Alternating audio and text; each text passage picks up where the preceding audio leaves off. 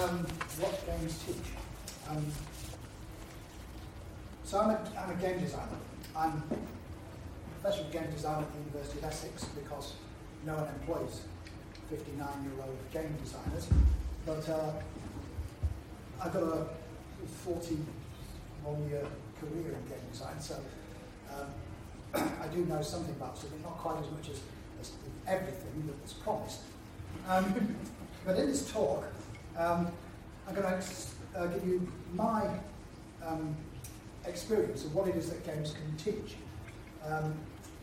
or more so what players can learn from playing them, because teaching isn't quite the same as learning. People will always learn from playing games, whether or not the games were set up for them to learn from them. Because the thing about games is, if they're always the same, you're not going to play them. There's always got to be some new experience, so you've always got something to learn. When you've got educational games, serious games, as they're sometimes called, those are games that are meant to teach something in particular. The serious games industry came about really because academics couldn't get any money from funding agencies to talk about game design. There had to be games for some purpose, and using games to educate was one of the ways that you could pass off game design as something more worthwhile. You also get games for artificial intelligence, economics, games for language learning. There's a whole bunch of things. From my perspective, I'd really like to have games for themselves, but there's still not enough people have died yet to make games a respectable academic subject. Sadly, I'll probably die before they are. Anyway, normal games aren't trying to teach something particular, but they're educational in other ways. Now, most game designers have a low opinion of self-conscious education games that are made to educate. And it's not because they dislike education, they're big fans of education, but they do like game design. And the kind of games you get for serious games are not very well designed. The logic that behind education games is games are fun, yeah. Education, that's unfun. Let's put them together and have fun education. What you get is unfun games. But games do teach because game design is an art form. When you're designing a game, you're trying to say something to your audience, to the players. So through the games, you're trying to convey some message. And it's through the gameplay, the processes of the games, where this occurs. It's not through the skin of the game, how the game looks. It's through the processes. And the reason that that's the art of game design is because everything else you can do in another medium. But games, the only thing that games have that nothing else has is gameplay. So that's where the payload for games comes. It comes in the gameplay, which is saying something through its systems. So whatever the designer's trying to say through the games, and it's impossible for them not to say anything because there's always a decision point where something just has to be the way it is because that's how it has to be. Play the game and you'll understand why. So because they're always trying to say something to the players pick up on this. And when they play, they'll reflect on what the game's been telling them. So the games, they play the game and they think, oh, why was that game sounding okay? They should never have had I don't know, the sewer system. Why do they always send you down to the sewer system? Because when they send you to the sewer system, it means they've run out of imagination. And then when they've run out of it even more, they send you to the volcano. Why do they do that? And they'll be thinking, reflecting on what the game designer's trying to say, trying to do. There might be a reason for it. They might think, okay, everyone expects a sewer system, let's get that out of the way early. Whereas the player's thinking, oh man, sewer system, filthy, horrible, dirty place. but it's the mechanics and what goes on in there that's important, not just the dressing. So when you're thinking about the gameplay, how to win, and what should I do? Oh, hang on, I didn't try that. Oh yes, so if I was to change my my ruler to somebody else in charge, then they've got a different set of statistics, and that might be able to keep down the revolt that's going to happen. Yeah, I'll try that. So people will think about these things, and in so doing, it's causing them to learn. Now, this is a picture of a moose. Now, the difference between serious games and games that people want to play is one of interpretation. Because serious games are designed to teach specific things with little interpretation. You just want to get across certain things, normally certain things which can then be examined. Games in general are designed to say specific things that the players will interpret in ways meaningful to them. They may get it wrong. They may read into your game something that wasn't there, or something that you didn't think was there, but actually it is there when I think about it now.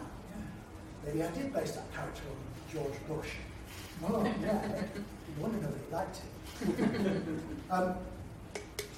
If they don't find any of your game meaningful, then the game won't be worth playing, so they won't play it. So the mere fact that people are staying with your game playing it means that they're getting something out of it. They're learning something. Now, this is a diagram you see in lots of game design courses worldwide. There's this concept of flow. Mihai Csikszentmihalyi, greatest name in academia. Basically, you've got skills along the bottom. These are things, this is what you've got, how skilled are you at a task? And challenge, how hard is the task? And Csikszentmihalyi did this work with his wife, so that's Csikszentmihalyi and Csikszentmihalyi. To find out why is it that people can work in factories doing mindless tasks for 8 hours a day and not kill each other.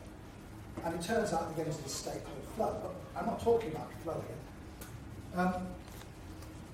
If the skill is beyond the challenge, it's too easy. You get bored. In games terms, if the game you're playing is too easy, we call that no fun. That's no fun. I mean, it might be fun to start with, you know, knocking the toddler over.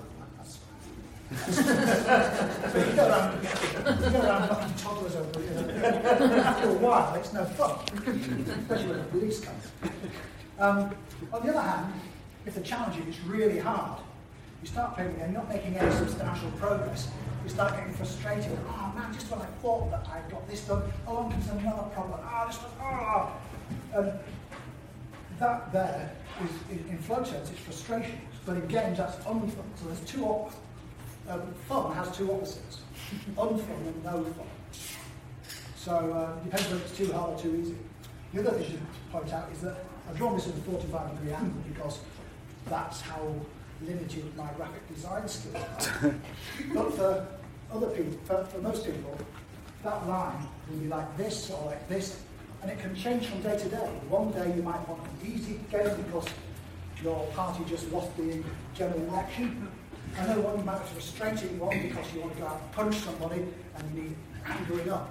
So there's so that line isn't just a straight line. This is one of the problems that games that have dynamic difficulty just have.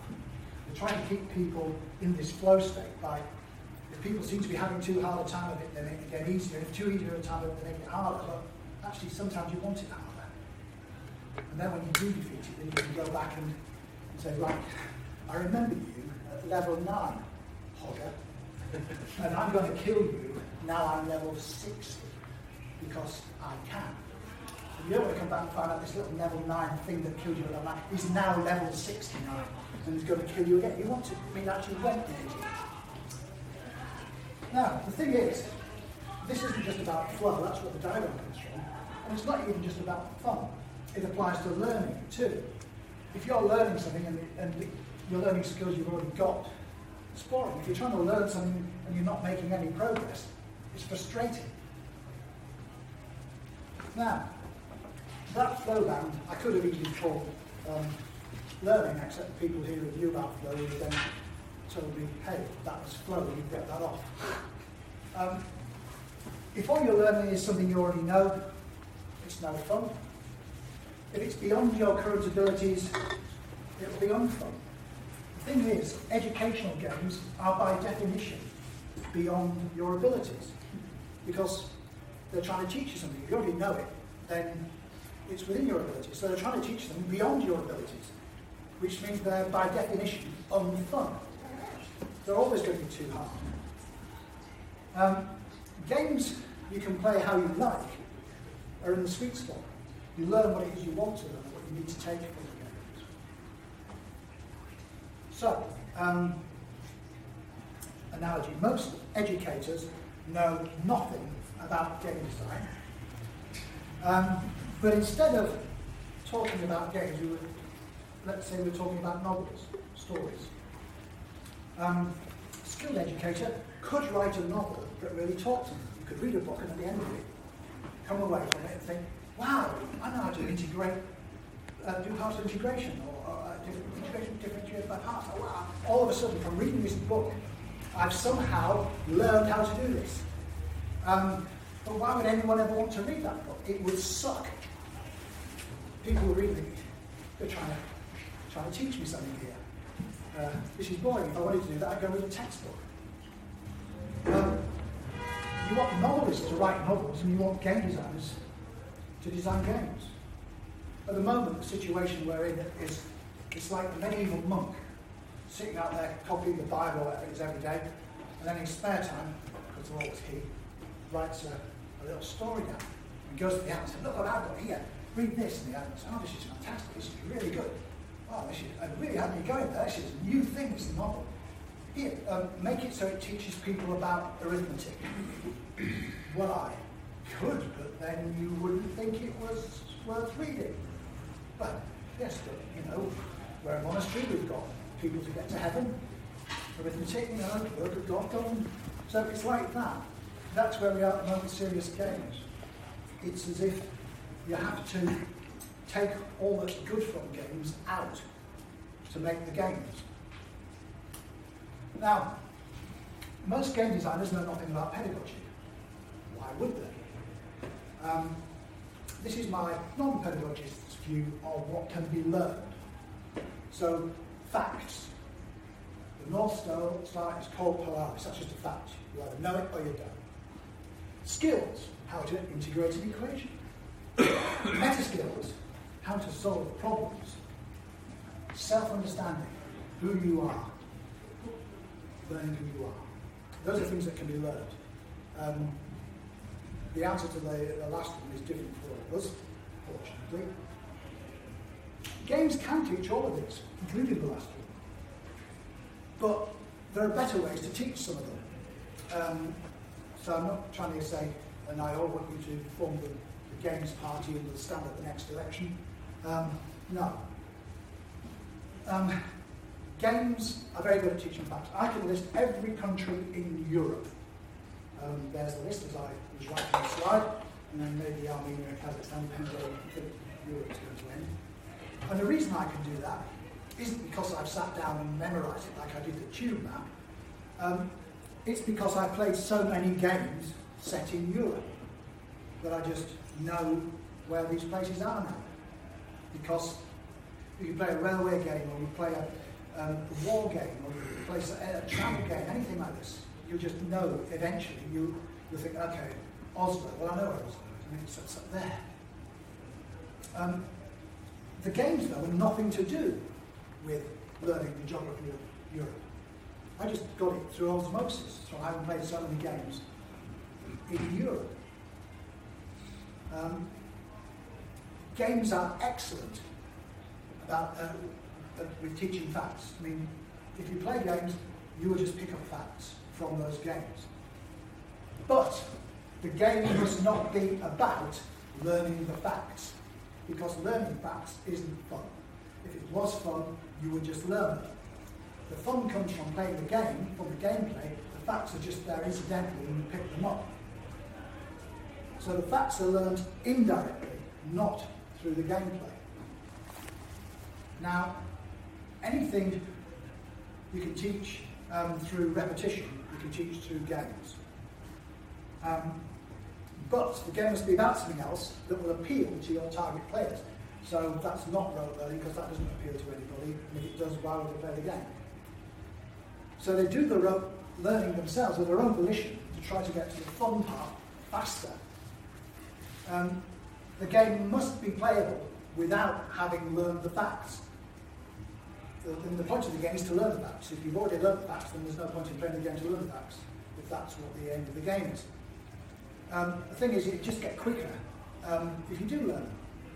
So I made a game for my kids, which was moving around capitals of London, of Europe. So they're playing a game, and then it's, oh, we're going to have to go to Reykjavik, and then, of course, they don't know what Reykjavik is, so they have to scan around, and there's Reykjavik.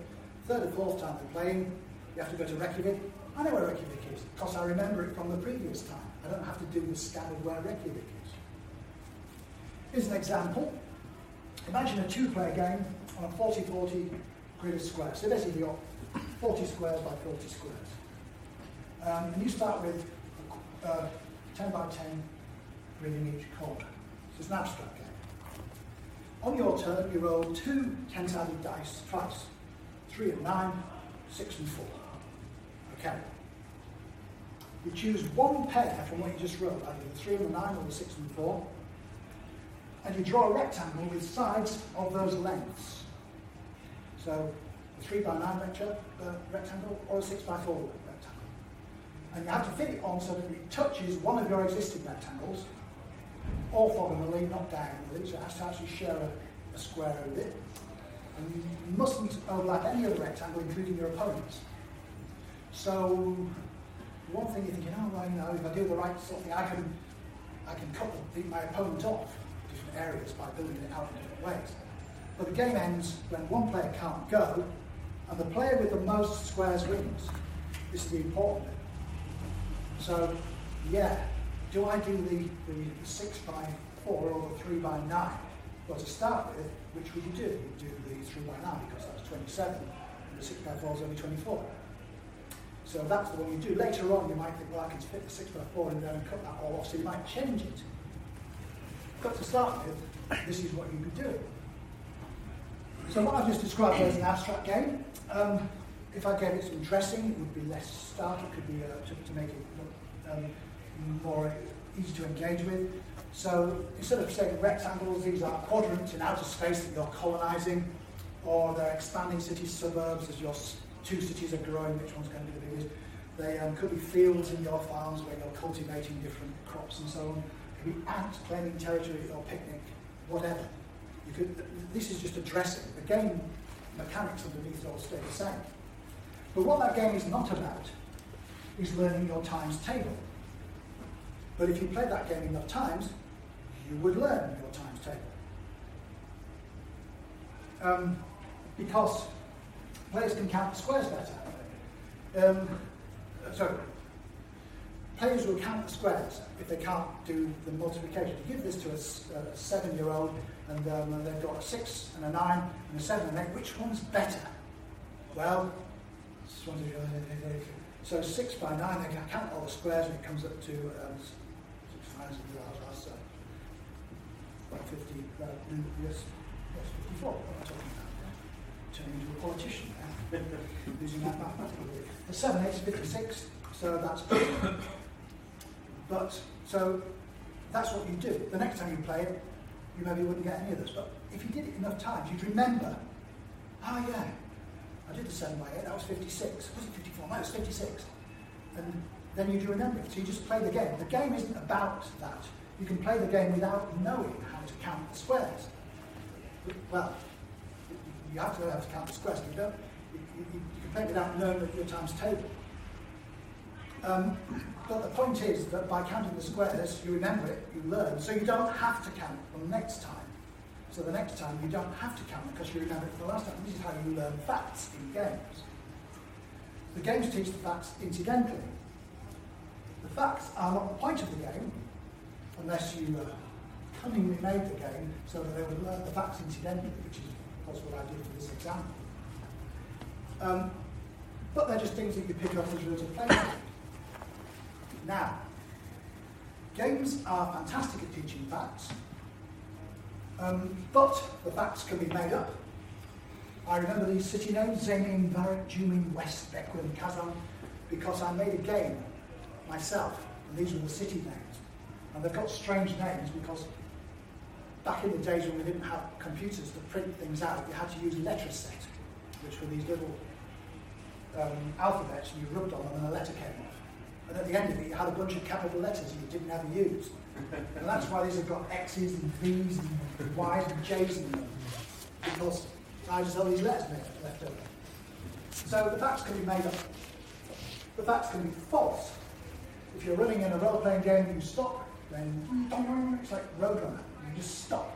There's no momentum to carry on. You don't skill it. And I'm personally moved to a city in Spain to try and get a better railway map. It was right next to Gijón in the north of Spain, right next to another city, and I thought that too close. So I moved it. That would be Gijón. I didn't have any players from Gijón, so yeah. But it was a lie. The city was correct, but I moved it. I've moved Marseille as well, but only when it was Rome. And the facts can be incomplete. You play these 1670s Caribbean pirate games, and they're all about there. You're going to pick up the tobacco and you take it back to Europe, and you come from Europe with tools and things which you then use to build all these farms, and maybe you start making rum and sugar and stuff, and you do all this, and never do you ever carry across slaves, because slaves aren't fun, especially if you are one. And yet, I can play. I know where all these Caribbean cities are as a result of playing this kind of game. You're but they're missing the facts out, consciously missing facts out. You would not know that there was slavery if you played that, and yet that was a third of the entire commerce. That's just from the economic point of view. The human point of view is even worse. In 2007, 12-year-old Norwegian boy Hans Jørgen Olsen was out walking with his sister when a moose attacked. Using his World of Warcraft hunter skills, he taunted the moose off his sister, and when it charged him, he played dead. This worked, saved his sister's life. Of course, if he'd been a mage, he wouldn't have been able to fireball it. Still, this is quite a well-known story. It turns out that actually he was trying to scare it, not taunt it. When he tried to scare it, then that effectively taunted it, and then he had to play dead. He played dead, yes. And it was an elk, not a moose, but the Norwegian who wrote the story converted it to moose in English because the North Americans don't know what elk are. They're like big reindeer. So, that's learning facts, learning skills. A skill is a process or action that you have automated sufficiently that you don't actually have to think about how to do it. You're thinking about how to use it, but not how to do it. So if you can write a sentence, you might think of what the words in the sentence are going to be, but you're not thinking about how shall I hold the pen or how shall I type the keys. That's automated. You've already learned that. That's a skill. So when you're learning skills, you start off with skills that you already can do without thinking much, like pressing a pedal and turning the wheel and using a stick. And then you practice and practice until you can do them, put them all together without thinking, and then you can drive a car. And when you're driving the car, you don't think, better look in the mirror, better check the mirror, better depress the clutch and change it. You're just thinking, I'll slow up ahead, and you slow down. You just think, I should slow down, I should speed up, I should overtake, I should square at the other drive. These are the kind of things you're thinking. If something goes wrong, you drop down to it and say, well, just a moment, the steering wheel feels a bit loose here, maybe I'd better carefully pull over to the side before the wheels fall off. So if it goes wrong, then yes, you can go back to basics. But most of the time, because you've learned it, you don't have to do that. It's a skill you have. Now, these games, if you don't have a given skill, you can't play a game that requires you to have that skill. So you can play a game that might teach you other things which you can then, or teach you how to put combinations of things together, but it won't teach you the skill. Games are hopeless at teaching skills, except social skills in multiplayer. They're very good at teaching skills there. And physical skills, if you're in some kind of sport and you're playing at people who are roughly the same level as you. This is for three reasons. First reason is it's pretty difficult to reskin a skill so it looks like something else. So it's easy for me to reskin that mathematics thing that's facts. That wasn't hard, but matrix multiplication, why? That looks just like the matrix multiplication. I mean, that's what it is. You can't dress it up as like ponies in a field or something. You also may learn the wrong skill. So if you're playing a text adventure or anything with a lot of typing in it, yes, you will learn to type, but you won't learn to touch type. And then when you go to learn to touch type, they say, right, okay, we're going to have to put you in this electroconvulsive shock machine to wipe from your memory all former kinds of typing, and now we're going to teach you to type from basic, because that was all wrong. And also, processes can get in the way of gameplay. See, gameplay is about processes. If you're trying to teach people processes, suddenly the game becomes about the processes, not the gameplay. And then you end up making the gameplay and the processes the same, and they're not fun, because if they were fun, you wouldn't use the game. You just learn the processes. This is a crater in Tanzania. Right. The thing is, skills are exactly the kind of things that educators want to teach using games, because then they can examine them. And if you try to sneak in skill learning, most often the game will be about that skill. The person who is best at maths wins is not fun, it's unfair, except if you're the winner. So this means that if you want to find the game fun, you'd have to find the skill itself that it's trying to teach intrinsically fun. In which case, why would you need a game? You just do it anyway if it's fun. And this is the problems that they have. Unfortunately, the skills are what the educational games are most aimed at trying to teach you. And yes, there are some moderate successes, but on the whole, it doesn't work, because the skills themselves aren't easily put into games to keep them fun. This is a very unusual kind of skill which happens to match them. Now, meta skills. These are picked up from playing lots of different games. They're high quality, involve problem solving and solution seeking. And players will benefit hugely from acquiring these skills and honing these skills. And furthermore, society really needs people who can analyse and discuss and interpret and create and do all these things that you can get from playing multiple games. But they're not skills that you can easily test for in an exam, and they take time to build up.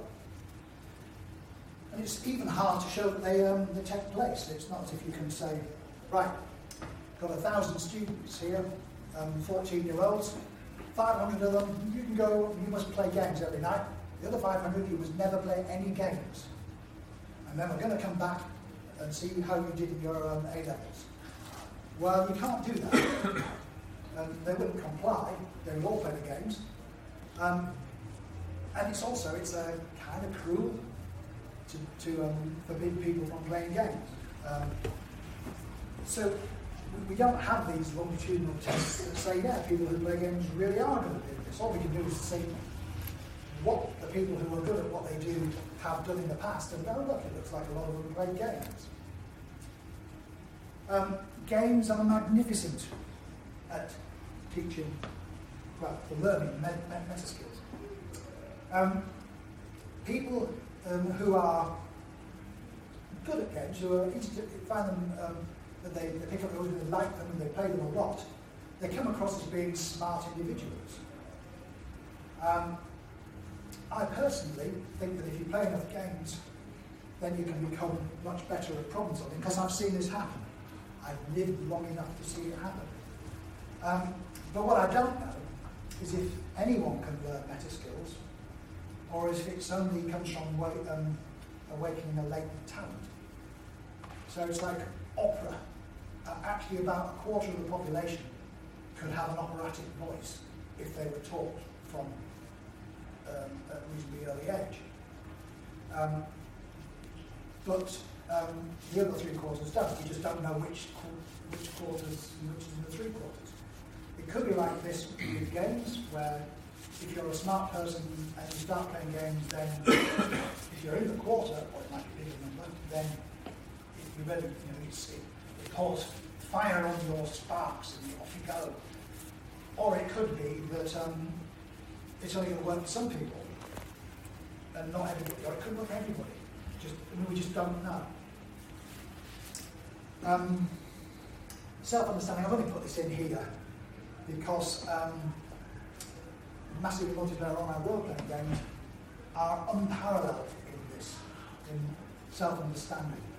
You can gain self-understanding in the real world, but you have to go out and get shot at in a war, or explore somewhere really dangerous, like the Antarctic or Peckham. But it doesn't work on children, and it takes 2 years, playing 2 to 4 hours a day, to work on adults. But because they're my specialist field, on account of how I co-wrote the first one, they get a shout out. They're also good for other things like observing how society and economics and stuff works. Anyway. So, I've got 4 pieces of advice for people who want to teach things through games. First, avoid making what you want to teach be the central mechanic of the game, because that's not fun. If it was fun, were fun, why would you need the game? You don't make a game to teach someone how to add up by making the game being about adding up. You make it a game where you've got dinosaurs, and dinosaurs have got eggs, and they've got food, and you've got to decide how much food to give the dinosaur to get the eggs.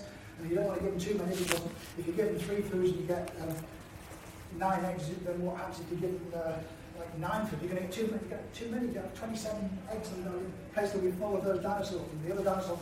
So that's how you do it. You don't do it by making the game be about it. You make the game be about something that's more interesting, more relatable, and the mechanics carry you through. Second, don't try to teach a skill by making the game rely on that skill. People loathe this. If your opponent is as bad at playing snooker as you are, you can have a fun game. You might eventually learn to play snooker. But if you're playing someone who's better than you are at snooker, unless they take pity on you and start saying, no, look, you hold the fat end of the cue, and you try and hit the ball with the pointy end, unless they try and teach you, then it's not going to be fun. And if they try and teach you, it's not a game anymore, it's suddenly a lesson. If a game relies on a skill that you need to play it, then you have to teach that skill before they play the game. You wouldn't use a game to teach the skill any more than you'd give people French newspapers to teach them French. If people know some French, you can give them a French newspaper, and then they can read a French newspaper, and they think, oh, well, it turns out that this particular word has this particular gender, and I thought it was the other gender. Or, oh, it looks the way that these 2 words agree is different to how I thought they would agree. They agree differently. I wonder why that is. You can think about it. But if you don't speak French, giving someone a French newspaper to teach them French isn't going to get you very far. Likewise, if you don't have a skill, and giving someone a game to play which requires them to have that skill isn't going to get you there. Don't try to control the learning of abstract meta skills, because they're abstract and they're meta. They involve reflecting on skills, which means you need existing meta-level skills to analyse your meta-level skills. So they're recursive. If you've got an ability to reflect on things, then you have an ability to reflect on your ability to reflect on things. And this is the feedback loop, positive feedback loop. This is why I'm not sure whether everybody can get the meta skills, because if they don't have a reflective ability in the first place, you'd have to give them that before they could then reflect on their reflections. So meta skills that you may have, you may not have, but you only need like enough. Once you've just got enough, then you go into the loop and then you can expand in whichever directions you like. Some people might be wired up to be able to do that. Some people might be wired up so it doesn't matter, they just can't do it. I'm wired up so I cannot draw. It would be pointless for me going on a degree, a fine arts degree, which required me to draw, paint, sculpt and all these other things, because I can't. Some people can't program. Those are the ones who take my games course in the second year. They have programming in it. You can set the conditions for people to learn meta skills, but you can't guarantee they'll actually learn them. So you can lead the horse to water, but you can't make it drink. Also, ask a game designer to look at your game's design. There's a terrible industry secret. Most game designers aren't really all that good at game design. But they are an order of magnitude better than you are. So what the educators need to do is to say that this is the pedagogical payload, this is what I want to get across through the games, and the game designers can either make it fun or at least tell you, I don't see why that would be fun, I don't see why anybody would play that. What are you trying to say here? If one of them says your game design sucks, don't try to argue with them. Say, well, no, of course it doesn't suck. These students, they love that. Everybody loves burgers. This is a game all about burgers. If people love burgers, like vegetarians, but anyway, vegetarians. It doesn't matter. That people love burgers. Yes, they may love burgers, but they don't love working in Burger King. Your game is effectively making them work in Burger King. I mean, if you were making that burger frisbees or something, then they'd be happier. This is a crater in World of Warcraft called Ngoro. It was named after the Ngorongoro crater in Tanzania, that I showed a picture of earlier. It's 610 meters deep. Anybody who's played World of Warcraft will, in the level 50s, have got to this point here. They'll know the name Ngoro. They'll remember walking along and suddenly this enormous foot coming from nowhere because it's populated by dinosaurs rests. But they'll know that name, Ngoro. And then 20 years from now, when they're on Who Wants to Be a probably billionaire by then, inflation kicks in. And one of the questions is, what is the name of the crater in 610 metre deep volcanic caldera in Tanzania? And it comes up, and they see Ngorongoro, they're going to say, it's that, isn't it? They named it after Ngorongoro. And then they will just say that's the answer. They will learn from just the fact that they ripped off the name because they ripped off the crater. Play World of Warcraft and learn geography. Something about effects. Media effects. These are when you exposure to something in the media influences your behaviour. Media effects came out of studies in Germany in the 1930s when the German academics were saying, well, these people vote for the Nazi parties. They're clearly lunatics. The Nazis, not necessarily voters. And they came up with this notion of media effects, that what you see in the media influences what you think. But there's also selection effects, which say that people gravitate to the media that matches their needs. So if people give you a romantic novel to read every day, and you have to read a romantic novel before they let you out to eat, does that make you more romantic? If it does, that's a media effect. However, if you go off and buy romantic novels and read them because you like them, that's a selection effect. So if you say most people who read romantic novels are romantic, is that because mainly romantic people buy romantic novels, or is it because if you read romantic novels it makes you romantic? So these are the two things. The thing is that games use a selection effect. People are, it's when you play a game, you don't learn behaviours from the games. You choose the games that have the behaviours that attract you. This is why, despite all the psychological research saying that games are turn people into school shooter rubbers, we don't live in countries where the streets are flowing with the blood of innocents, because actually they don't turn you into that. Mainly because half the time you play a shooter you get killed yourself. But the thing is that games use a selection effect, so you play the games which are meaningful to you. It's not that by playing a game, suddenly the game content becomes meaningful because the game's told you it. So the games you play because you want to play them. And how do you know you want to play them? Because the games are answering some questions for you. If you play commercial games, you will inevitably learn facts, and even abstract games, even Tetris will teach you some facts. Always keep room on the left for that gone forward. You won't be happy if success in the game depends on knowledge of these facts, because if the success of the game depends on knowledge, it's not a game, it's a quiz. It might be that you can play the game faster by knowing the answers, but if you don't know the answers, you should still be able to play the game and win. You might learn some social or physical skills, but you won't learn any of the other skills, and you won't learn those if success in the game depends on possessing the skills. I mean, a physical skill, you might play a game because you want to get fit, and yeah, that's fair enough. That's you've got an objective, you're using the game to help you along there. But if I wanted to go to a fitness class, obviously I don't, but if I did, and going to the fitness class required a certain level of fitness I didn't have, I would be wasting my time. But if I had that, then I could go there and improve. So you can get some improvements in skills. If you've got some basic ball skills, then playing a bit of football might give you a chance to experiment and learn some more. But these are sports. They are a kind of game,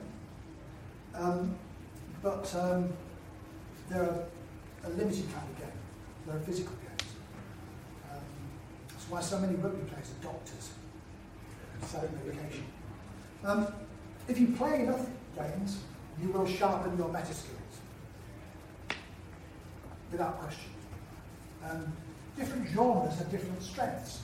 So strategy games are really good at understanding, or encouraging players to understand processes, seeing how many different systems interact together to give emergent effects.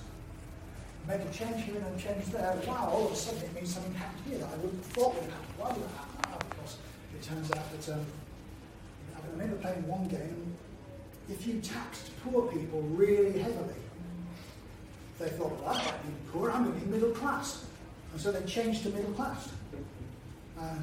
Well, that's not really how it works in the real world, but it worked in that game. So that's what you did. The first thing you do is you go into Victoria, and which was the name of the game, and you start taxing every peasant you can find to turn them into middle class. The trouble is, if you do that, then suddenly you become politically aware and you start voting for other people, and they're like, there's your vehicle. Anyway, so strategy games are great at encouraging the understanding of processes.